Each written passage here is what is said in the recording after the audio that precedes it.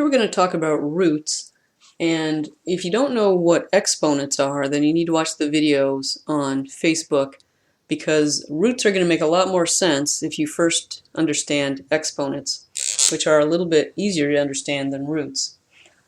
But when we were talking about exponents, we said, for example, 3 to the 4th equals 81. Again, if you don't know why this is, go watch the video on exponents. So when we're talking about roots, this is the symbol for roots. It's called the radical. There will be a number out here, unless we're doing a square root, which we'll talk about, and then a number underneath.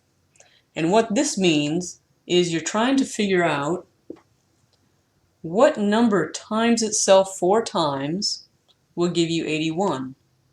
Well, we know that from here, because 3 to the 4th equals 81, so we know the answer is 3. So we're figuring out what number times itself this many times that's outside the radical is going to give you the number that's inside the radical. When we're talking about square roots, this is probably the item you'll see most often, is a square root. It technically has a 2 out here, but people don't write the 2 just because it's kind of a common understanding that if there's no number out there, then you're talking about the square root. So a square root is simply what number times itself is going to give you what's under that radical sign. So for example, what's the square root of 36? What number times itself gives you 36? Well, we know that 6 times 6 equals 36. So you need to know your multiplication tables, your basic multiplication tables 1 through 10 in order to do this effectively.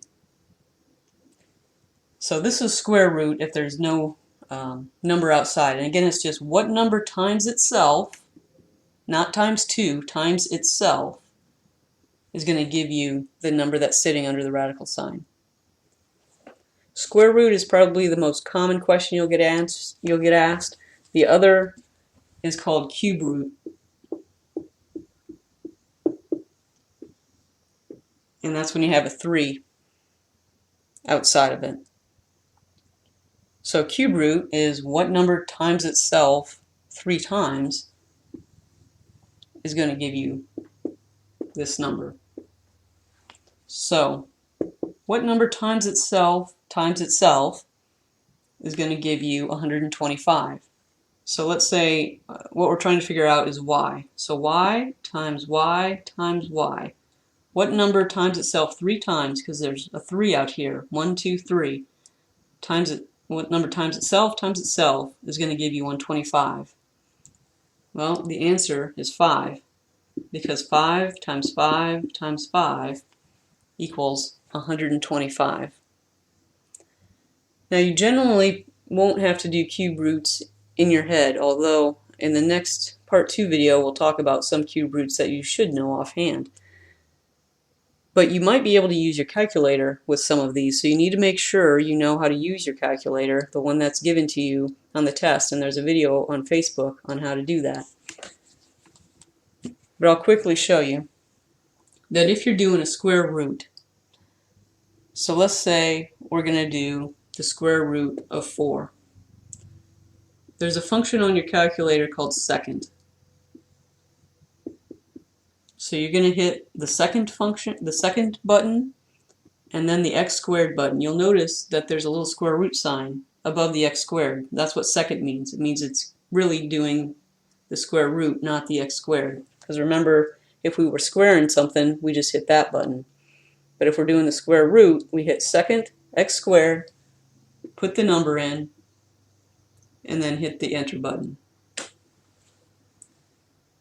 And if you do that, the square root of 4, what number times itself is going to give you 4? 2, because 2 times 2 equals 4.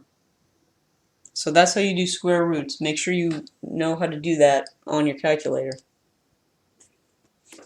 If you're doing cubed roots, so let's say we have the cube root of 27. Now this is a little bit different because you have to put the number in first. So you would put 3, and then you hit the second function, or the second button, and then you hit the button that looks like a caret, or a mount. It's called a caret, or a mountaintop. And then you put in 27, the number under the radical, and then you hit enter. So if you're doing anything other than a square root, you're going to put the number that's up here, type that in, hit the second button, hit the caret button, type in the number under the radical, and hit enter. And that's going to give you the answer. So what is the cube root of 27? What number times itself 3 times gives you 27? The answer is 3, because 3 times 3 times 3 equals 27.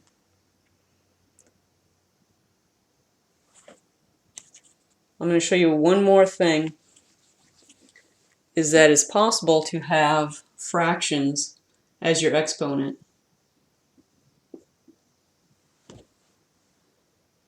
And so here's where you need to understand exponents and roots.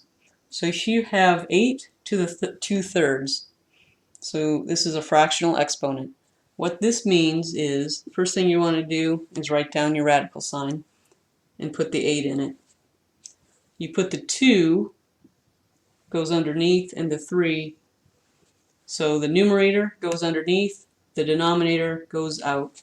So this means, what is the cube root, because a 3 on the outside means cube, what is the cube root of 8 squared? There's 2 ways you can do this. You can do the 8 squared first and then find the cube root. So what's 8 squared? 8 times 8 is 64. And then you find what's the cube root of 64. What number times itself 3 times gives you 64. You can plug it into your calculator, or you can know that the answer is 4, because 4 times 4 times 4, 3 times, 1, 2, 3, 4 times 4 times 4 equals 64. So that's one way to do it. You first do the exponent underneath. We got 64, and then you take the cube root of that. The other way that you can do it, if it's easier,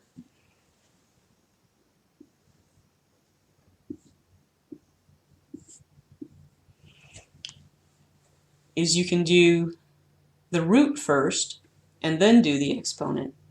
So you could do, what's the cube root of 8? So what number times itself 3 times gives you 8? Well, the answer is 2, because 2 times 2 times 2 is 8. So the cube root of 8 is 2, and then we do the square. So what's 2 squared is 4. So we got the same answer, it's just 2 different ways of doing it. Whichever you really want to do it, whichever way is easier, or whichever way makes more sense to you. Like this way, it's easier to find the cube root of 8. That's actually something you should have memorized. The cube root of 8 is 2, because 2 times 2 times 2 is 8. And then 2 squared is 4. But you can do it where we did the cube root of 64, because we did this first. 8 squared equals 64. And that also equals 4.